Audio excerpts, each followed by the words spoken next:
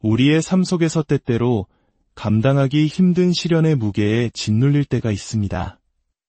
왜 나에게 이런 고통이 찾아왔을까? 이 어둠의 터널은 과연 끝이 있을까? 하는 절망적인 질문을 던지게 되죠. 오늘 우리는 그 깊은 고통을 신앙의 빛나는 별로 승화시킨 한 영혼의 이야기를 나누고자 합니다. 바로 미국에서 태어난 첫 번째 성인, 성녀 엘리사벳 시튼의 삶입니다. 본격적인 이야기에 앞서 잠시 여러분께 부탁의 말씀을 드립니다.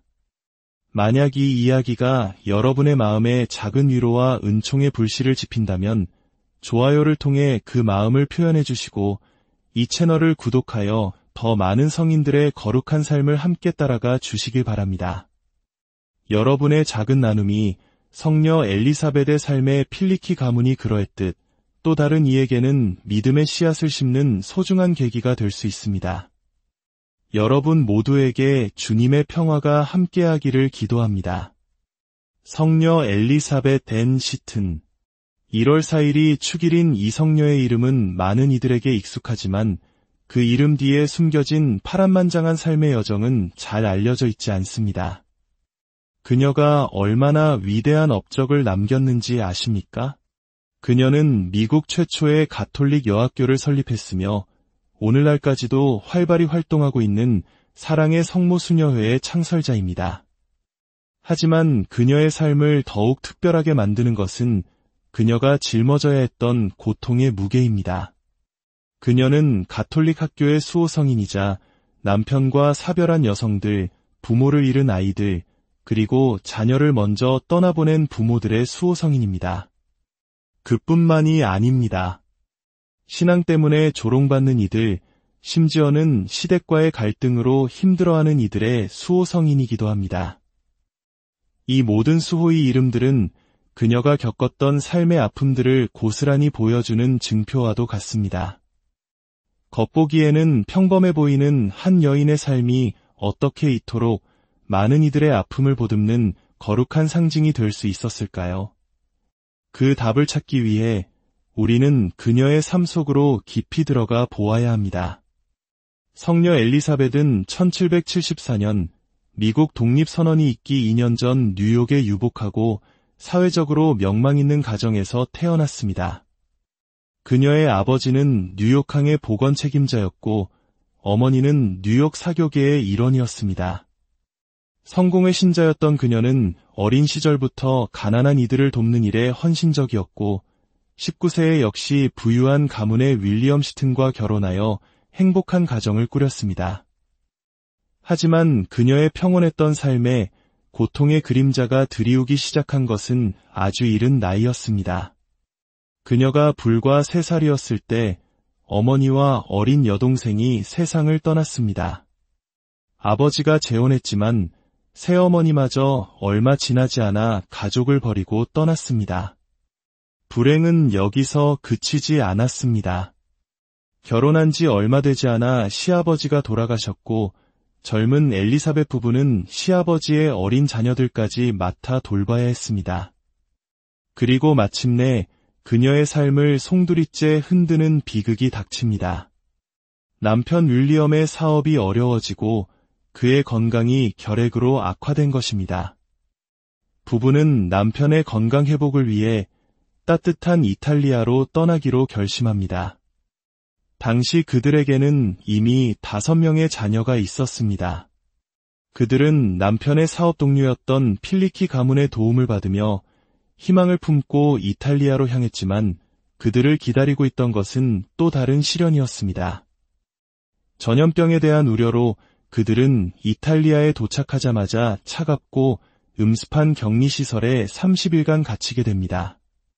남편의 병세는 그곳에서 급격히 악화되었고 격리에서 풀려난 지 불과 며칠 뒤인 1803년 성탄절 직후 남편 윌리엄은 아내와 어린 딸을 남겨둔 채 이국 땅에서 눈을 감고 맙니다. 그때 그녀의 나이 불과 29세였습니다. 머나먼 타국에서 4명의 다른 자녀들과는 멀리 떨어진 채 그녀는 남편을 잃은 미망인이자 5 아이의 어머니로 홀로 남겨졌습니다. 상상할 수 없는 절망의 한가운데서 그녀는 무너지지 않았습니다. 그녀의 일기에는 이런 구절이 남아 있습니다. 오, 저의 하늘에 계신 아버지, 저는 이 모든 모순적인 사건들이 당신의 지혜로 허락되고 인도된다는 것을 압니다. 이 짧은 문장은 그녀가 어떤 마음으로 고통을 마주했는지를 보여줍니다. 바로 이때 그녀의 삶에 예상치 못한 전환점이 찾아옵니다. 남편의 친구였던 필리키 가문이 오갈데 없는 그녀와 딸을 따뜻하게 맞아준 것입니다. 그리고 그들은 엘리사벳에게 가톨릭 신앙을 소개하기 시작했습니다. 처음에 엘리사벳은 그들의 노력을 가볍게 여겼습니다.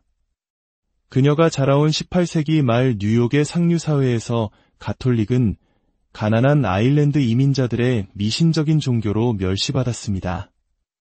그녀의 성공의 지도 신부 역시 이탈리아로 떠나기 전 가톨릭의 화려한 향과 종소리에 현혹되지 말라고 경고했을 정도였죠. 그녀는 일기에 이 친절한 가톨릭 신자들이 내게 자신들의 신앙을 강요하려 한다며 우스갯소리를 남기기도 했습니다. 하지만 필리키 가문과의 삶은 그녀의 편견을 완전히 깨뜨렸습니다. 필리키 부부는 깊은 신앙심을 가졌을 뿐만 아니라 매우 교양 있고 지적인 사람들이었습니다. 아내인 아마빌리아는 5개 국어를 구사했고 남편 안토니오는 철학의 조예가 깊었습니다. 그들은 매일 새벽 4시에 일어나 미사에 참여했고 금식과 같은 전통적인 신앙 실천을 경건하게 이어갔습니다. 엘리사벳은 자신이 누려온 부유한 미국인의 풍족한 식사와 그들의 절제된 삶을 비교하며 깊은 인상을 받았습니다. 필리키 부부는 엘리사벳에게 성 프란치스코 살레시오의 신심생활 입문과 같은 신앙서적을 건네주고 예수의 신부를 소개해 주었으며 함께 아름다운 이탈리아의 성당들을 방문했습니다. 그녀는 그곳에서 향과 종소리 이상의 것을 발견했습니다. 그것은 단순히 감각적인 치장이 아니라 자신이 이전에 한 번도 생각해 본 적 없는 방식으로 하느님을 흠숭하고 찬미하는 영혼을 뒤흔드는 경외감이었습니다. 특히 그녀의 마음을 사로잡은 것은 성체성사에 대한 가톨릭의 믿음이었습니다. 어느 날 성체를 모신 행렬이 지나가는 것을 본 그녀는 자신도 모르게 무릎을 꿇고 경배했습니다. 당시 그녀에게는 너무나 낯선 행동이었지만 그녀의 영혼은 이미 진리를 알아보고 있었던 것입니다. 고통 속에서 하느님의 위로를 갈망했던 그녀에게 빵과 포도주의 형상 안에 예수 그리스도께서 참으로 현존하신다는 성체신앙은 그 어떤 것과도 비교할 수 없는 깊은 위안과 희망을 주었습니다. 만약 예수님께서 정말로 저곳에 현존하신다면 그분께서 우리 인간에게 이토록 가까이 머무시는 종교를 어찌 외면할 수 있겠는가?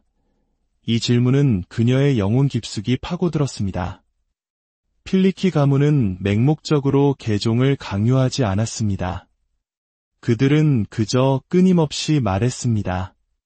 기도하고 찾으십시오.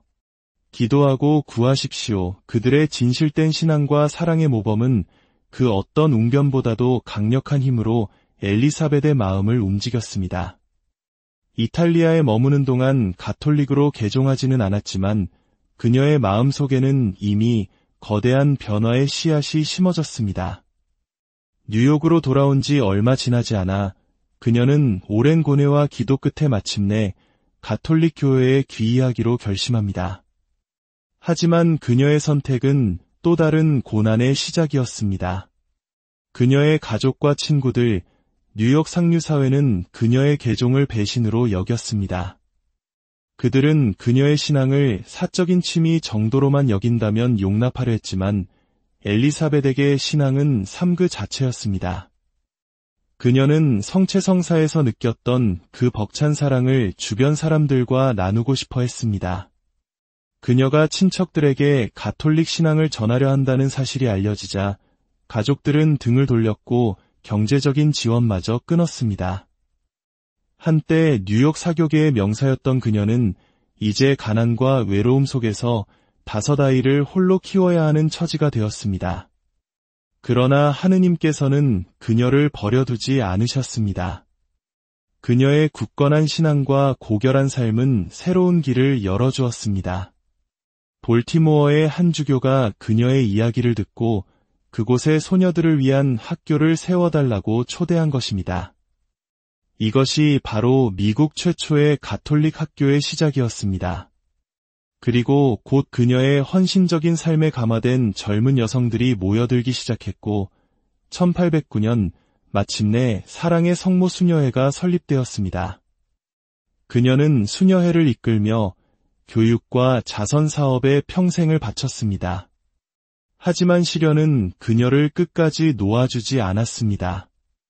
그녀는 사랑하는 2딸을 자신과 같은 병인 결핵으로 먼저 떠나보내는 아픔을 겪어야 했습니다. 그녀는 46세의 비교적 젊은 나이에 세상을 떠날 때까지 끊임없이 닥쳐오는 고통을 믿음으로 끌어안고 하느님께 봉헌했습니다. 성녀 엘리사벳 앤 시튼의 삶을 돌아보며 우리는 무엇을 배울 수 있을까요? 그녀의 삶은 우리에게 분명히 말해줍니다. 고통 그 자체가 우리를 거룩하게 만드는 것이 아니라고 말입니다. 중요한 것은 고통 앞에서 우리가 어떤 선택을 하느냐입니다. 절망에 무릎 꿇고 주저앉을 것인가, 아니면 그 고통을 하느님께 더 깊이 의탁하는 기회로 삼을 것인가. 엘리사벳은 후자를 선택했습니다. 그녀는 고통에 짓눌려 자신을 잃어버리는 대신 모든 사건 속에서 하느님의 섭리를 발견하고 그분을 신뢰했습니다. 평범한 일상 속에서 마주치는 작은 믿음의 실천들이 모여 예상치 못했던 위대한 은총의 열매를 맺은 것입니다. 또한 우리는 그녀의 삶 속에서 성인들 뒤에 성인들을 발견합니다. 바로 필리키 가문입니다. 그들은 공식적으로 시성되지는 않았지만 그들의 따뜻한 환대와 신실한 신앙의 모범이 없었다면 성녀 엘리사벳의 회심은 불가능했을지도 모릅니다. 이는 우리에게도 중요한 메시지를 던져줍니다. 우리 각자도 누군가에게는 필리키 가문과 같은 존재가 되어 믿음의 길로 이끌어주는 보이지 않는 성인이 될 수 있다는 사실입니다. 성녀 엘리사벳 앤 시튼의 삶이 지금 이 순간 각자의 삶의 자리에서 크고 작은 고통을 겪고 있는 우리 모두에게 깊은 영감과 용기를 주기를 기도합니다. 그녀처럼 우리도 우리 앞에 놓인 시련 앞에서 절망하기보다 주님의 손을 굳게 잡고 한 걸음 더 나아가는 믿음의 선택을 할 수 있기를 소망합니다. 성녀 엘리사벳 앤 시튼, 저희를 위하여 우리의 삶 속에서 때때로 감당하기 힘든 시련의 무게에 짓눌릴 때가 있습니다. 왜 나에게 이런 고통이 찾아왔을까? 이 어둠의 터널은 과연 끝이 있을까? 하는 절망적인 질문을 던지게 되죠. 오늘 우리는 그 깊은 고통을 신앙의 빛나는 별로 승화시킨 한 영혼의 이야기를 나누고자 합니다. 바로 미국에서 태어난 첫 번째 성인, 성녀 엘리사벳 앤 시튼의 삶입니다. 본격적인 이야기에 앞서 잠시 여러분께 부탁의 말씀을 드립니다. 만약 이 이야기가 여러분의 마음에 작은 위로와 은총의 불씨를 지핀다면 좋아요를 통해 그 마음을 표현해 주시고 이 채널을 구독하여 더 많은 성인들의 거룩한 삶을 함께 따라가 주시길 바랍니다. 여러분의 작은 나눔이 성녀 엘리사벳의 삶의 필리키 가문이 그러했듯 또 다른 이에게는 믿음의 씨앗을 심는 소중한 계기가 될 수 있습니다. 여러분 모두에게 주님의 평화가 함께하기를 기도합니다. 성녀 엘리사벳 앤 시튼. 1월 4일이 축일인 이 성녀의 이름은 많은 이들에게 익숙하지만 그 이름 뒤에 숨겨진 파란만장한 삶의 여정은 잘 알려져 있지 않습니다. 그녀가 얼마나 위대한 업적을 남겼는지 아십니까? 그녀는 미국 최초의 가톨릭 여학교를 설립했으며 오늘날까지도 활발히 활동하고 있는 사랑의 성모 수녀회의 창설자입니다. 하지만 그녀의 삶을 더욱 특별하게 만드는 것은 그녀가 짊어져야 했던 고통의 무게입니다. 그녀는 가톨릭 학교의 수호성인이자 남편과 사별한 여성들, 부모를 잃은 아이들, 그리고 자녀를 먼저 떠나보낸 부모들의 수호성인입니다. 그뿐만이 아닙니다. 신앙 때문에 조롱받는 이들, 심지어는 시댁과의 갈등으로 힘들어하는 이들의 수호성인이기도 합니다. 이 모든 수호의 이름들은 그녀가 겪었던 삶의 아픔들을 고스란히 보여주는 증표와도 같습니다. 겉보기에는 평범해 보이는 한 여인의 삶이 어떻게 이토록 많은 이들의 아픔을 보듬는 거룩한 상징이 될 수 있었을까요? 그 답을 찾기 위해 우리는 그녀의 삶 속으로 깊이 들어가 보아야 합니다. 성녀 엘리사벳은 1774년 미국 독립선언이 있기 2년 전 뉴욕에 유복하고 사회적으로 명망 있는 가정에서 태어났습니다. 그녀의 아버지는 뉴욕항의 보건 책임자였고 어머니는 뉴욕 사교계의 일원이었습니다. 성공의 신자였던 그녀는 어린 시절부터 가난한 이들을 돕는 일에 헌신적이었고 19세에 역시 부유한 가문의 윌리엄 시튼과 결혼하여 행복한 가정을 꾸렸습니다. 하지만 그녀의 평온했던 삶에 고통의 그림자가 드리우기 시작한 것은 아주 이른 나이였습니다. 그녀가 불과 3살이었을 때 어머니와 어린 여동생이 세상을 떠났습니다.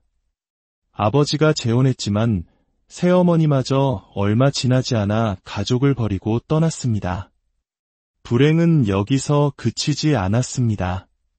결혼한 지 얼마 되지 않아 시아버지가 돌아가셨고 젊은 엘리사벳 부부는 시아버지의 어린 자녀들까지 맡아 돌봐야 했습니다. 그리고 마침내 그녀의 삶을 송두리째 흔드는 비극이 닥칩니다. 남편 윌리엄의 사업이 어려워지고 그의 건강이 결핵으로 악화된 것입니다. 부부는 남편의 건강 회복을 위해 따뜻한 이탈리아로 떠나기로 결심합니다. 당시 그들에게는 이미 5명의 자녀가 있었습니다. 그들은 남편의 사업 동료였던 필리키 가문의 도움을 받으며 희망을 품고 이탈리아로 향했지만 그들을 기다리고 있던 것은 또 다른 시련이었습니다. 전염병에 대한 우려로 그들은 이탈리아에 도착하자마자 차갑고 음습한 격리시설에 30일간 갇히게 됩니다. 남편의 병세는 그곳에서 급격히 악화되었고 격리에서 풀려난 지 불과 며칠 뒤인 1803년 성탄절 직후 남편 윌리엄은 아내와 어린 딸을 남겨둔 채 이국 땅에서 눈을 감고 맙니다. 그때 그녀의 나이 불과 29세였습니다. 머나먼 타국에서 4명의 다른 자녀들과는 멀리 떨어진 채 그녀는 남편을 잃은 미망인이자 5아이의 어머니로 홀로 남겨졌습니다. 상상할 수 없는 절망의 한가운데서 그녀는 무너지지 않았습니다. 그녀의 일기에는 이런 구절이 남아 있습니다. 오, 저의 하늘에 계신 아버지, 저는 이 모든 모순적인 사건들이 당신의 지혜로 허락되고 인도된다는 것을 압니다. 이 짧은 문장은 그녀가 어떤 마음으로 고통을 마주했는지를 보여줍니다. 바로 이때 그녀의 삶에 예상치 못한 전환점이 찾아옵니다. 남편의 친구였던 필리키 가문이 오갈데 없는 그녀와 딸을 따뜻하게 맞아준 것입니다. 그리고 그들은 엘리사벳에게 가톨릭 신앙을 소개하기 시작했습니다. 처음에 엘리사벳은 그들의 노력을 가볍게 여겼습니다. 그녀가 자라온 18세기 말 뉴욕의 상류사회에서 가톨릭은 가난한 아일랜드 이민자들의 미신적인 종교로 멸시받았습니다. 그녀의 성공의 지도 신부 역시 이탈리아로 떠나기 전 가톨릭의 화려한 향과 종소리에 현혹되지 말라고 경고했을 정도였죠. 그녀는 일기에 이 친절한 가톨릭 신자들이 내게 자신들의 신앙을 강요하려 한다며 우스갯소리를 남기기도 했습니다. 하지만 필리키 가문과의 삶은 그녀의 편견을 완전히 깨뜨렸습니다. 필리키 부부는 깊은 신앙심을 가졌을 뿐만 아니라 매우 교양 있고 지적인 사람들이었습니다. 아내인 아마빌리아는 5개 국어를 구사했고 남편 안토니오는 철학의 조예가 깊었습니다. 그들은 매일 새벽 4시에 일어나 미사에 참여했고 금식과 같은 전통적인 신앙 실천을 경건하게 이어갔습니다. 엘리사벳은 자신이 누려온 부유한 미국인의 풍족한 식사와 그들의 절제된 삶을 비교하며 깊은 인상을 받았습니다. 필리키 부부는 엘리사벳에게 성 프란치스코 살레시오의 신심생활 입문과 같은 신앙서적을 건네주고 예수의 신부를 소개해 주었으며 함께 아름다운 이탈리아의 성당들을 방문했습니다. 그녀는 그곳에서 향과 종소리 이상의 것을 발견했습니다. 그것은 단순히 감각적인 치장이 아니라 자신이 이전에 한 번도 생각해 본 적 없는 방식으로 하느님을 흠숭하고 찬미하는 영혼을 뒤흔드는 경외감이었습니다. 특히 그녀의 마음을 사로잡은 것은 성체성사에 대한 가톨릭의 믿음이었습니다. 어느 날 성체를 모신 행렬이 지나가는 것을 본 그녀는 자신도 모르게 무릎을 꿇고 경배했습니다. 당시 그녀에게는 너무나 낯선 행동이었지만 그녀의 영혼은 이미 진리를 알아보고 있었던 것입니다. 고통 속에서 하느님의 위로를 갈망했던 그녀에게 빵과 포도주의 형상 안에 예수 그리스도께서 참으로 현존하신다는 성체신앙은 그 어떤 것과도 비교할 수 없는 깊은 위안과 희망을 주었습니다. 만약 예수님께서 정말로 저곳에 현존하신다면 그분께서 우리 인간에게 이토록 가까이 머무시는 종교를 어찌 외면할 수 있겠는가? 이 질문은 그녀의 영혼 깊숙이 파고들었습니다. 필리키 가문은 맹목적으로 개종을 강요하지 않았습니다. 그들은 그저 끊임없이 말했습니다. 기도하고 찾으십시오. 기도하고 구하십시오. 그들의 진실된 신앙과 사랑의 모범은 그 어떤 웅변보다도 강력한 힘으로 엘리사벳의 마음을 움직였습니다. 이탈리아에 머무는 동안 가톨릭으로 개종하지는 않았지만 그녀의 마음 속에는 이미 거대한 변화의 씨앗이 심어졌습니다. 뉴욕으로 돌아온 지 얼마 지나지 않아 그녀는 오랜 고뇌와 기도 끝에 마침내 가톨릭 교회에 귀의하기로 결심합니다. 하지만 그녀의 선택은 또 다른 고난의 시작이었습니다. 그녀의 가족과 친구들, 뉴욕 상류사회는 그녀의 개종을 배신으로 여겼습니다. 그들은 그녀의 신앙을 사적인 취미 정도로만 여긴다면 용납하려 했지만 엘리사벳에게 신앙은 삶 그 자체였습니다. 그녀는 성체성사에서 느꼈던 그 벅찬 사랑을 주변 사람들과 나누고 싶어 했습니다. 그녀가 친척들에게 가톨릭 신앙을 전하려 한다는 사실이 알려지자 가족들은 등을 돌렸고 경제적인 지원마저 끊었습니다. 한때 뉴욕 사교계의 명사였던 그녀는 이제 가난과 외로움 속에서 5 아이를 홀로 키워야 하는 처지가 되었습니다. 그러나 하느님께서는 그녀를 버려두지 않으셨습니다. 그녀의 굳건한 신앙과 고결한 삶은 새로운 길을 열어주었습니다. 볼티모어의 한 주교가 그녀의 이야기를 듣고 그곳의 소녀들을 위한 학교를 세워달라고 초대한 것입니다. 이것이 바로 미국 최초의 가톨릭 학교의 시작이었습니다. 그리고 곧 그녀의 헌신적인 삶에 감화된 젊은 여성들이 모여들기 시작했고 1809년 마침내 사랑의 성모 수녀회가 설립되었습니다. 그녀는 수녀회를 이끌며 교육과 자선 사업에 평생을 바쳤습니다. 하지만 시련은 그녀를 끝까지 놓아주지 않았습니다. 그녀는 사랑하는 2 딸을 자신과 같은 병인 결핵으로 먼저 떠나보내는 아픔을 겪어야 했습니다. 그녀는 46세의 비교적 젊은 나이에 세상을 떠날 때까지 끊임없이 닥쳐오는 고통을 믿음으로 끌어안고 하느님께 봉헌했습니다. 성녀 엘리사벳 앤 시튼의 삶을 돌아보며 우리는 무엇을 배울 수 있을까요? 그녀의 삶은 우리에게 분명히 말해줍니다. 고통 그 자체가 우리를 거룩하게 만드는 것이 아니라고 말입니다. 중요한 것은 고통 앞에서 우리가 어떤 선택을 하느냐입니다. 절망에 무릎 꿇고 주저앉을 것인가, 아니면 그 고통을 하느님께 더 깊이 의탁하는 기회로 삼을 것인가. 엘리사벳은 후자를 선택했습니다. 그녀는 고통에 짓눌려 자신을 잃어버리는 대신 모든 사건 속에서 하느님의 섭리를 발견하고 그분을 신뢰했습니다. 평범한 일상 속에서 마주치는 작은 믿음의 실천들이 모여 예상치 못했던 위대한 은총의 열매를 맺은 것입니다. 또한 우리는 그녀의 삶 속에서 성인들 뒤에 성인들을 발견합니다. 바로 필리키 가문입니다. 그들은 공식적으로 시성되지는 않았지만 그들의 따뜻한 환대와 신실한 신앙의 모범이 없었다면 성녀 엘리사벳의 회심은 불가능했을지도 모릅니다. 이는 우리에게도 중요한 메시지를 던져줍니다. 우리 각자도 누군가에게는 필리키 가문과 같은 존재가 되어 믿음의 길로 이끌어주는 보이지 않는 성인이 될 수 있다는 사실입니다. 성녀 엘리사벳 앤 시튼의 삶이 지금 이 순간 각자의 삶의 자리에서 크고 작은 고통을 겪고 있는 우리 모두에게 깊은 영감과 용기를 주기를 기도합니다.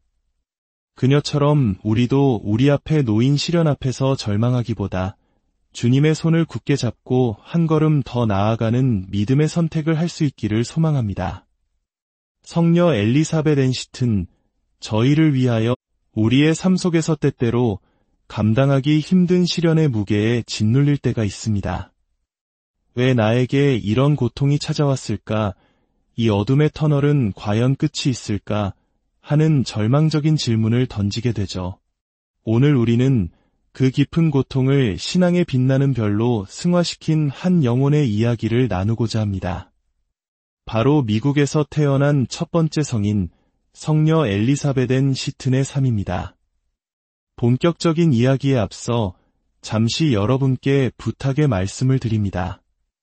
만약 이 이야기가 여러분의 마음에 작은 위로와 은총의 불씨를 지핀다면 좋아요를 통해 그 마음을 표현해 주시고 이 채널을 구독하여 더 많은 성인들의 거룩한 삶을 함께 따라가 주시길 바랍니다.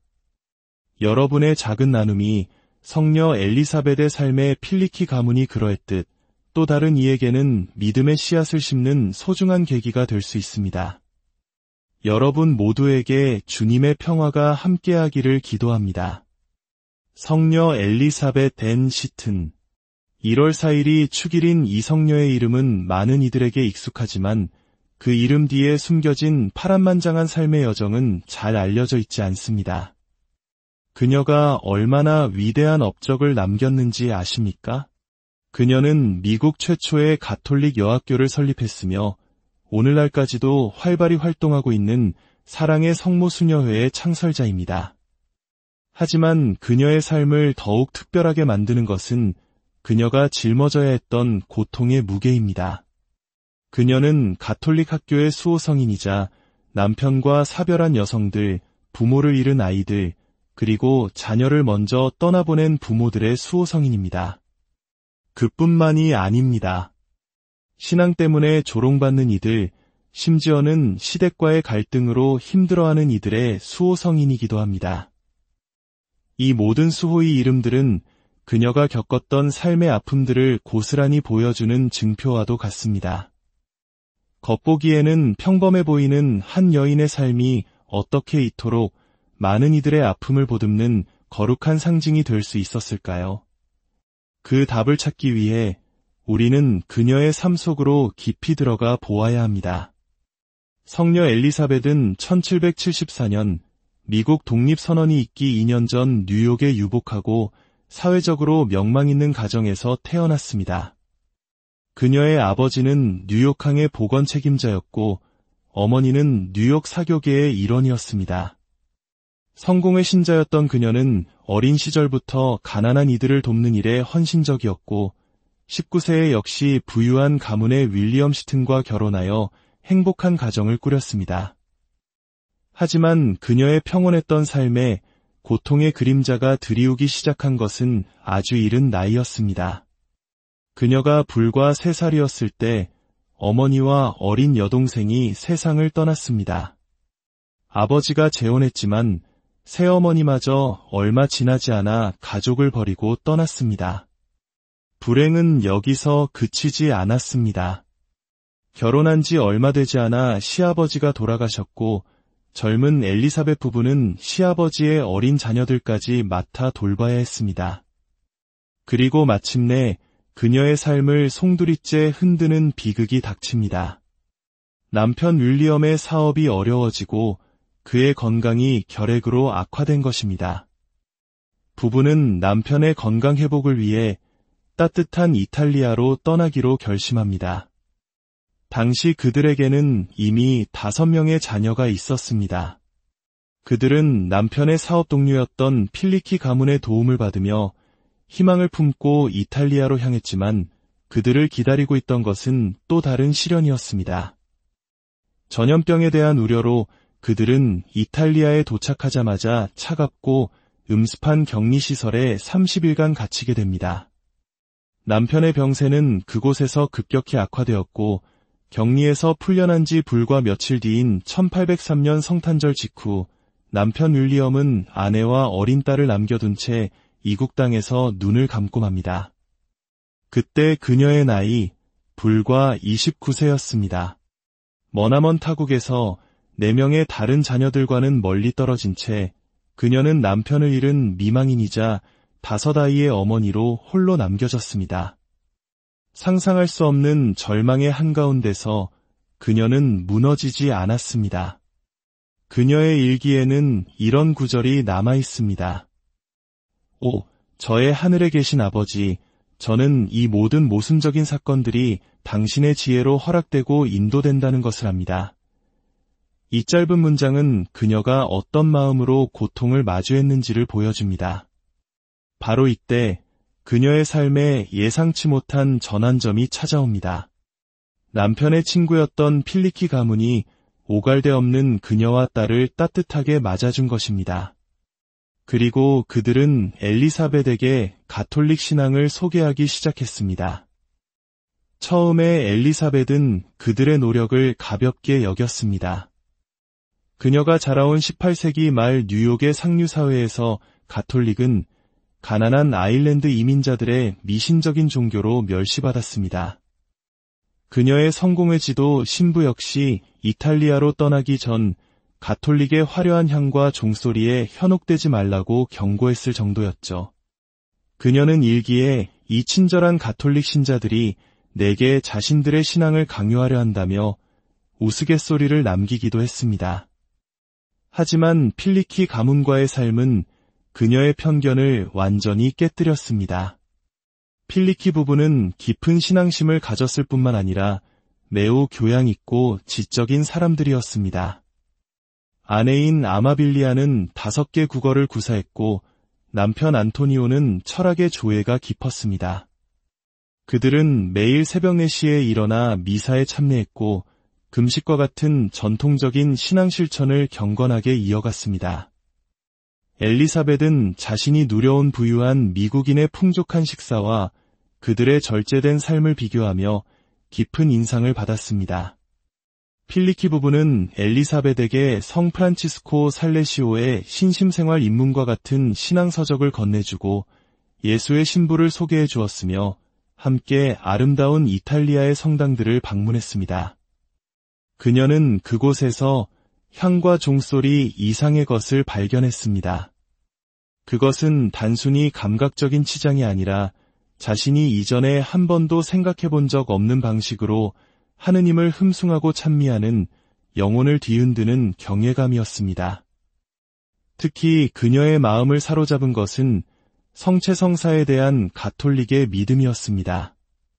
어느 날 성체를 모신 행렬이 지나가는 것을 본 그녀는 자신도 모르게 무릎을 꿇고 경배했습니다.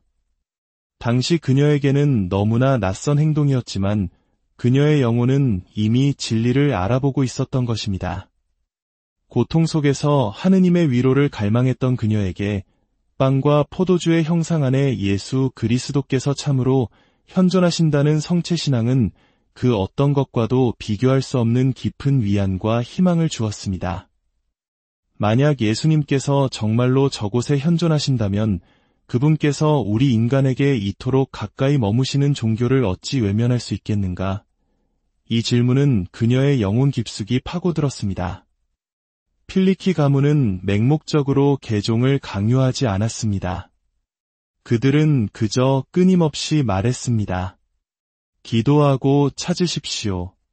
기도하고 구하십시오. 그들의 진실된 신앙과 사랑의 모범은 그 어떤 웅변보다도 강력한 힘으로 엘리사벳의 마음을 움직였습니다. 이탈리아에 머무는 동안 가톨릭으로 개종하지는 않았지만 그녀의 마음속에는 이미 거대한 변화의 씨앗이 심어졌습니다. 뉴욕으로 돌아온 지 얼마 지나지 않아 그녀는 오랜 고뇌와 기도 끝에 마침내 가톨릭 교회에 귀의하기로 결심합니다. 하지만 그녀의 선택은 또 다른 고난의 시작이었습니다. 그녀의 가족과 친구들, 뉴욕 상류사회는 그녀의 개종을 배신으로 여겼습니다. 그들은 그녀의 신앙을 사적인 취미 정도로만 여긴다면 용납하려 했지만 엘리사벳에게 신앙은 삶 그 자체였습니다. 그녀는 성체성사에서 느꼈던 그 벅찬 사랑을 주변 사람들과 나누고 싶어 했습니다.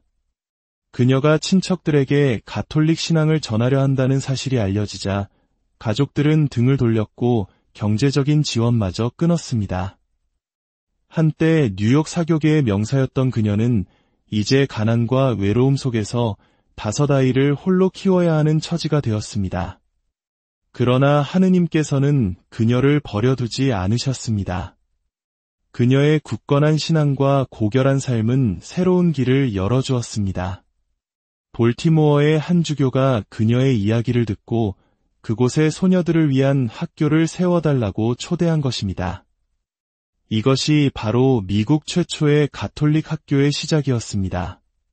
그리고 곧 그녀의 헌신적인 삶에 감화된 젊은 여성들이 모여들기 시작했고 1809년 마침내 사랑의 성모 수녀회가 설립되었습니다. 그녀는 수녀회를 이끌며 교육과 자선 사업에 평생을 바쳤습니다. 하지만 시련은 그녀를 끝까지 놓아주지 않았습니다. 그녀는 사랑하는 2 딸을 자신과 같은 병인 결핵으로 먼저 떠나보내는 아픔을 겪어야 했습니다. 그녀는 46세의 비교적 젊은 나이에 세상을 떠날 때까지 끊임없이 닥쳐오는 고통을 믿음으로 끌어안고 하느님께 봉헌했습니다. 성녀 엘리사벳 앤 시튼의 삶을 돌아보며 우리는 무엇을 배울 수 있을까요? 그녀의 삶은 우리에게 분명히 말해줍니다. 고통 그 자체가 우리를 거룩하게 만드는 것이 아니라고 말입니다. 중요한 것은 고통 앞에서 우리가 어떤 선택을 하느냐입니다. 절망에 무릎 꿇고 주저앉을 것인가, 아니면 그 고통을 하느님께 더 깊이 의탁하는 기회로 삼을 것인가. 엘리사벳은 후자를 선택했습니다. 그녀는 고통에 짓눌려 자신을 잃어버리는 대신 모든 사건 속에서 하느님의 섭리를 발견하고 그분을 신뢰했습니다. 평범한 일상 속에서 마주치는 작은 믿음의 실천들이 모여 예상치 못했던 위대한 은총의 열매를 맺은 것입니다. 또한 우리는 그녀의 삶 속에서 성인들 뒤에 성인들을 발견합니다. 바로 필리키 가문입니다. 그들은 공식적으로 시성되지는 않았지만 그들의 따뜻한 환대와 신실한 신앙의 모범이 없었다면 성녀 엘리사벳의 회심은 불가능했을지도 모릅니다. 이는 우리에게도 중요한 메시지를 던져줍니다. 우리 각자도 누군가에게는 필리키 가문과 같은 존재가 되어 믿음의 길로 이끌어주는 보이지 않는 성인이 될 수 있다는 사실입니다. 성녀 엘리사벳 앤 시튼의 삶이 지금 이 순간 각자의 삶의 자리에서 크고 작은 고통을 겪고 있는 우리 모두에게 깊은 영감과 용기를 주기를 기도합니다.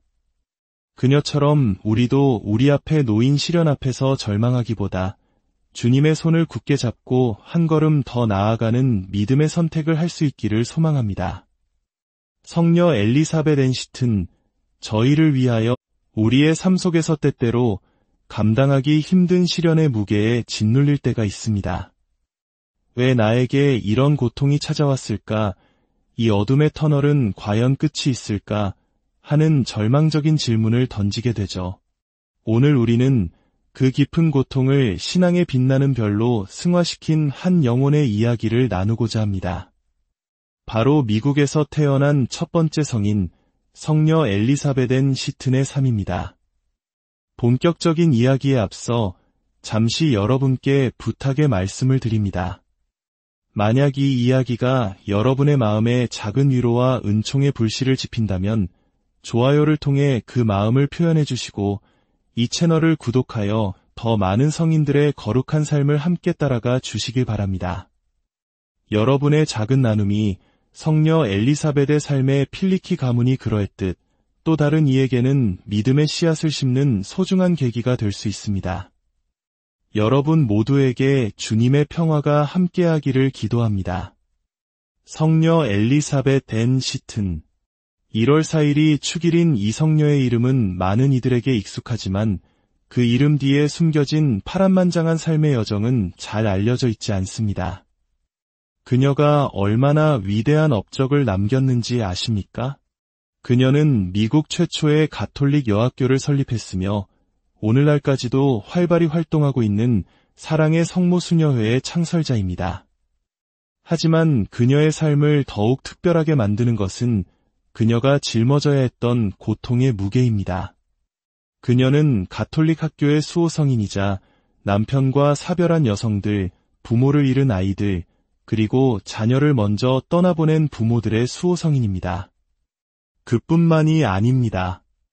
신앙 때문에 조롱받는 이들, 심지어는 시댁과의 갈등으로 힘들어하는 이들의 수호성인이기도 합니다. 이 모든 수호의 이름들은 그녀가 겪었던 삶의 아픔들을 고스란히 보여주는 증표와도 같습니다. 겉보기에는 평범해 보이는 한 여인의 삶이 어떻게 이토록 많은 이들의 아픔을 보듬는 거룩한 상징이 될 수 있었을까요? 그 답을 찾기 위해 우리는 그녀의 삶 속으로 깊이 들어가 보아야 합니다. 성녀 엘리사벳은 1774년 미국 독립선언이 있기 2년 전 뉴욕에 유복하고 사회적으로 명망 있는 가정에서 태어났습니다. 그녀의 아버지는 뉴욕항의 보건 책임자였고 어머니는 뉴욕 사교계의 일원이었습니다. 성공의 신자였던 그녀는 어린 시절부터 가난한 이들을 돕는 일에 헌신적이었고 19세에 역시 부유한 가문의 윌리엄 시튼과 결혼하여 행복한 가정을 꾸렸습니다. 하지만 그녀의 평온했던 삶에 고통의 그림자가 드리우기 시작한 것은 아주 이른 나이였습니다. 그녀가 불과 3살이었을 때 어머니와 어린 여동생이 세상을 떠났습니다. 아버지가 재혼했지만 새어머니마저 얼마 지나지 않아 가족을 버리고 떠났습니다. 불행은 여기서 그치지 않았습니다. 결혼한 지 얼마 되지 않아 시아버지가 돌아가셨고 젊은 엘리사벳 부부는 시아버지의 어린 자녀들까지 맡아 돌봐야 했습니다. 그리고 마침내 그녀의 삶을 송두리째 흔드는 비극이 닥칩니다. 남편 윌리엄의 사업이 어려워지고 그의 건강이 결핵으로 악화된 것입니다. 부부는 남편의 건강 회복을 위해 따뜻한 이탈리아로 떠나기로 결심합니다.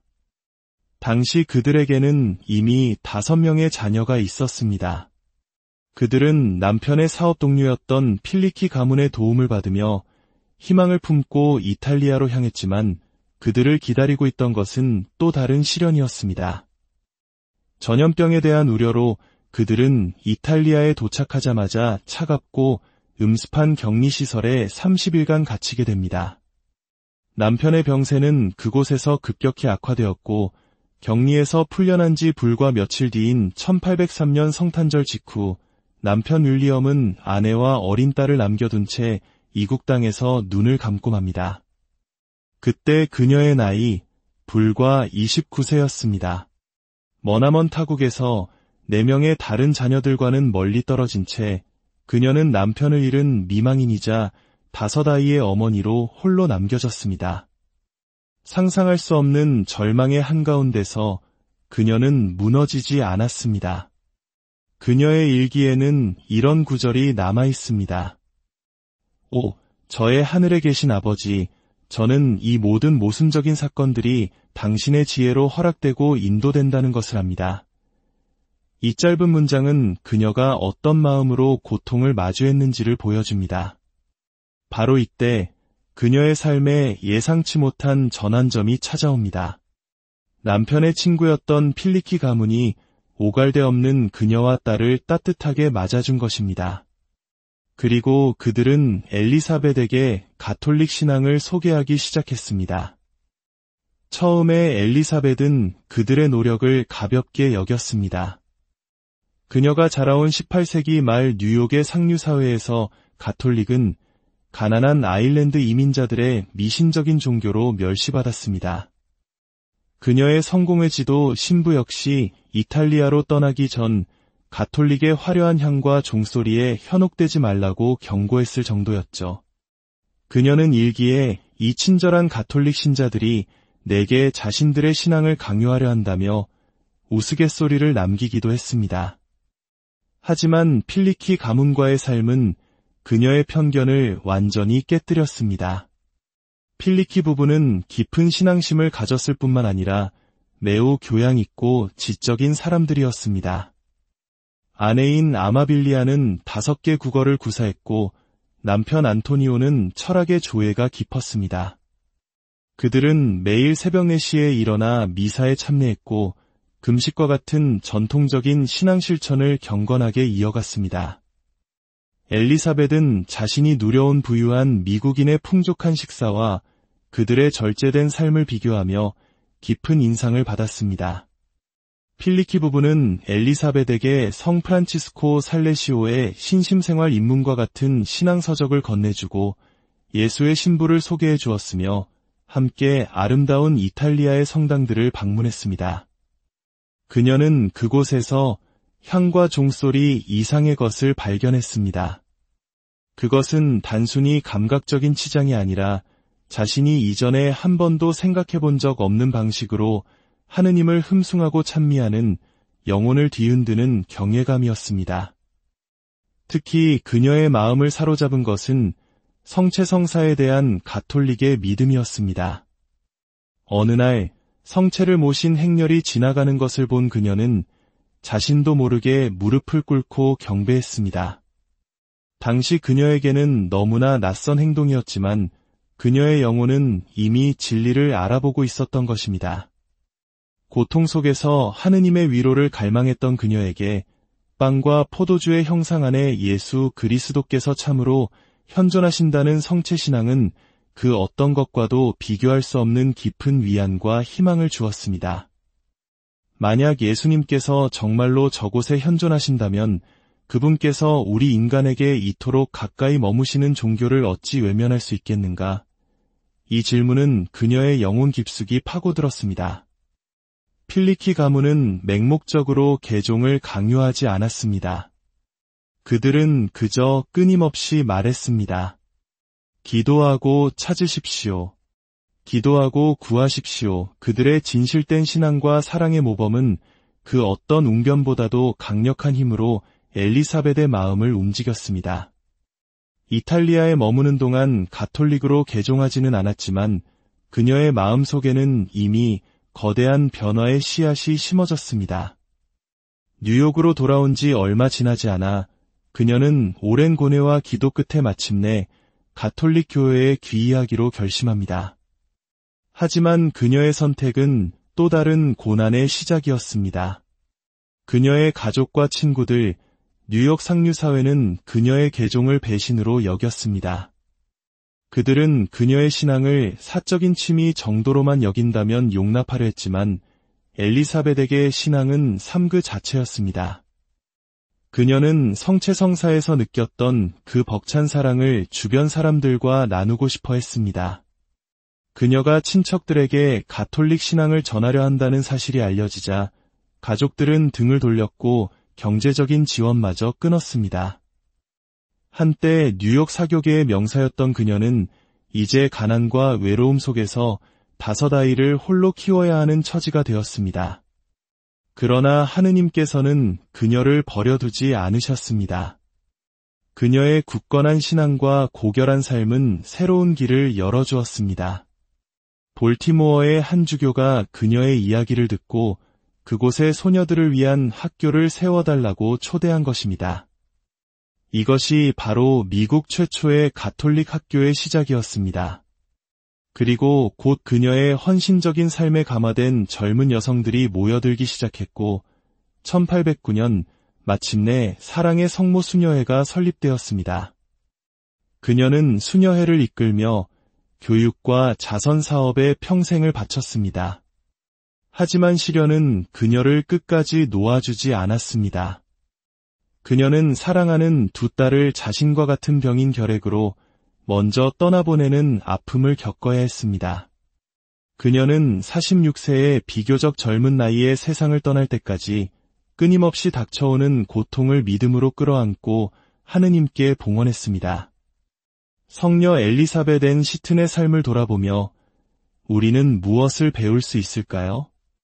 그녀의 삶은 우리에게 분명히 말해줍니다. 고통 그 자체가 우리를 거룩하게 만드는 것이 아니라고 말입니다. 중요한 것은 고통 앞에서 우리가 어떤 선택을 하느냐입니다. 절망에 무릎 꿇고 주저앉을 것인가, 아니면 그 고통을 하느님께 더 깊이 의탁하는 기회로 삼을 것인가. 엘리사벳은 후자를 선택했습니다. 그녀는 고통에 짓눌려 자신을 잃어버리는 대신 모든 사건 속에서 하느님의 섭리를 발견하고 그분을 신뢰했습니다.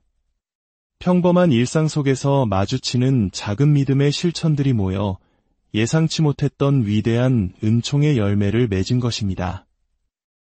또한 우리는 그녀의 삶 속에서 성인들 뒤에 성인들을 발견합니다. 바로 필리키 가문입니다. 그들은 공식적으로 시성되지는 않았지만 그들의 따뜻한 환대와 신실한 신앙의 모범이 없었다면 성녀 엘리사벳의 회심은 불가능했을지도 모릅니다. 이는 우리에게도 중요한 메시지를 던져줍니다. 우리 각자도 누군가에게는 필리키 가문과 같은 존재가 되어 믿음의 길로 이끌어주는 보이지 않는 성인이 될 수 있다는 사실입니다. 성녀 엘리사벳 앤 시튼의 삶이 지금 이 순간 각자의 삶의 자리에서 크고 작은 고통을 겪고 있는 우리 모두에게 깊은 영감과 용기를 주기를 기도합니다. 그녀처럼 우리도 우리 앞에 놓인 시련 앞에서 절망하기보다 주님의 손을 굳게 잡고 한 걸음 더 나아가는 믿음의 선택을 할 수 있기를 소망합니다. 성녀 엘리사벳 앤 시튼, 저희를 위하여 우리의 삶 속에서 때때로 감당하기 힘든 시련의 무게에 짓눌릴 때가 있습니다. 왜 나에게 이런 고통이 찾아왔을까? 이 어둠의 터널은 과연 끝이 있을까? 하는 절망적인 질문을 던지게 되죠. 오늘 우리는 그 깊은 고통을 신앙의 빛나는 별로 승화시킨 한 영혼의 이야기를 나누고자 합니다. 바로 미국에서 태어난 첫 번째 성인, 성녀 엘리사벳 앤 시튼의 삶입니다. 본격적인 이야기에 앞서 잠시 여러분께 부탁의 말씀을 드립니다. 만약 이 이야기가 여러분의 마음에 작은 위로와 은총의 불씨를 지핀다면 좋아요를 통해 그 마음을 표현해 주시고 이 채널을 구독하여 더 많은 성인들의 거룩한 삶을 함께 따라가 주시길 바랍니다.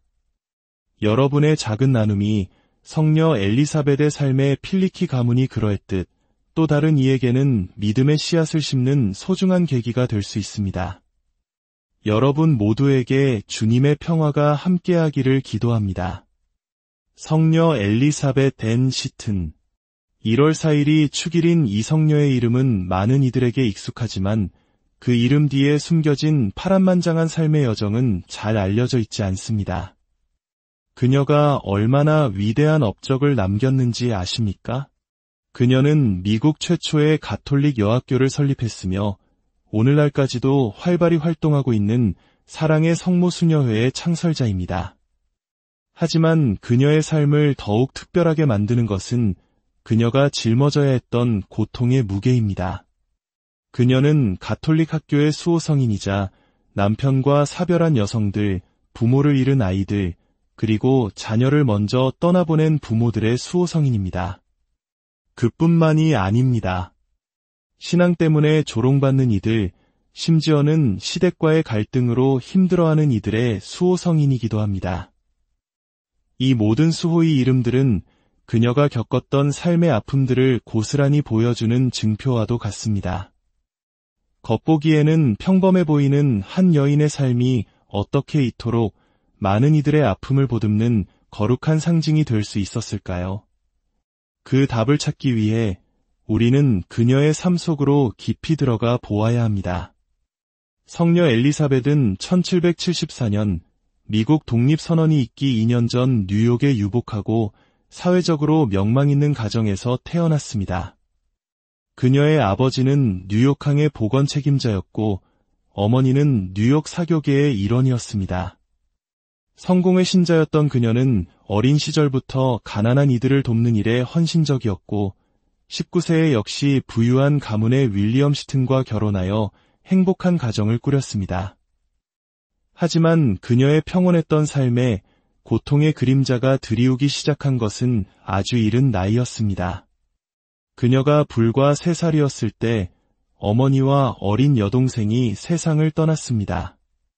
아버지가 재혼했지만 새어머니마저 얼마 지나지 않아 가족을 버리고 떠났습니다. 불행은 여기서 그치지 않았습니다. 결혼한 지 얼마 되지 않아 시아버지가 돌아가셨고 젊은 엘리사벳 부부는 시아버지의 어린 자녀들까지 맡아 돌봐야 했습니다. 그리고 마침내 그녀의 삶을 송두리째 흔드는 비극이 닥칩니다. 남편 윌리엄의 사업이 어려워지고 그의 건강이 결핵으로 악화된 것입니다. 부부는 남편의 건강 회복을 위해 따뜻한 이탈리아로 떠나기로 결심합니다. 당시 그들에게는 이미 5명의 자녀가 있었습니다. 그들은 남편의 사업 동료였던 필리키 가문의 도움을 받으며 희망을 품고 이탈리아로 향했지만 그들을 기다리고 있던 것은 또 다른 시련이었습니다. 전염병에 대한 우려로 그들은 이탈리아에 도착하자마자 차갑고 음습한 격리시설에 30일간 갇히게 됩니다. 남편의 병세는 그곳에서 급격히 악화되었고 격리에서 풀려난 지 불과 며칠 뒤인 1803년 성탄절 직후 남편 윌리엄은 아내와 어린 딸을 남겨둔 채 이국 땅에서 눈을 감고 맙니다. 그때 그녀의 나이 불과 29세였습니다. 머나먼 타국에서 4명의 다른 자녀들과는 멀리 떨어진 채 그녀는 남편을 잃은 미망인이자 5아이의 어머니로 홀로 남겨졌습니다. 상상할 수 없는 절망의 한가운데서 그녀는 무너지지 않았습니다. 그녀의 일기에는 이런 구절이 남아 있습니다. 오, 저의 하늘에 계신 아버지, 저는 이 모든 모순적인 사건들이 당신의 지혜로 허락되고 인도된다는 것을 압니다. 이 짧은 문장은 그녀가 어떤 마음으로 고통을 마주했는지를 보여줍니다. 바로 이때 그녀의 삶에 예상치 못한 전환점이 찾아옵니다. 남편의 친구였던 필리키 가문이 오갈데 없는 그녀와 딸을 따뜻하게 맞아준 것입니다. 그리고 그들은 엘리사벳에게 가톨릭 신앙을 소개하기 시작했습니다. 처음에 엘리사벳은 그들의 노력을 가볍게 여겼습니다. 그녀가 자라온 18세기 말 뉴욕의 상류사회에서 가톨릭은 가난한 아일랜드 이민자들의 미신적인 종교로 멸시받았습니다. 그녀의 성공의 지도 신부 역시 이탈리아로 떠나기 전 가톨릭의 화려한 향과 종소리에 현혹되지 말라고 경고했을 정도였죠.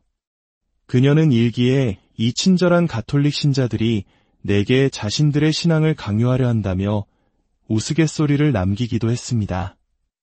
하지만 필리키 가문과의 삶은 그녀의 편견을 완전히 깨뜨렸습니다. 필리키 부부는 깊은 신앙심을 가졌을 뿐만 아니라 매우 교양 있고 지적인 사람들이었습니다. 아내인 아마빌리아는 5개 국어를 구사했고 남편 안토니오는 철학의 조예가 깊었습니다. 그들은 매일 새벽 4시에 일어나 미사에 참여했고 금식과 같은 전통적인 신앙 실천을 경건하게 이어갔습니다. 엘리사벳은 자신이 누려온 부유한 미국인의 풍족한 식사와 그들의 절제된 삶을 비교하며 깊은 인상을 받았습니다. 필리키 부부는 엘리사벳에게 성 프란치스코 살레시오의 신심생활 입문과 같은 신앙서적을 건네주고 예수의 신부를 소개해 주었으며 함께 아름다운 이탈리아의 성당들을 방문했습니다. 그녀는 그곳에서 향과 종소리 이상의 것을 발견했습니다. 그것은 단순히 감각적인 치장이 아니라 자신이 이전에 한 번도 생각해 본 적 없는 방식으로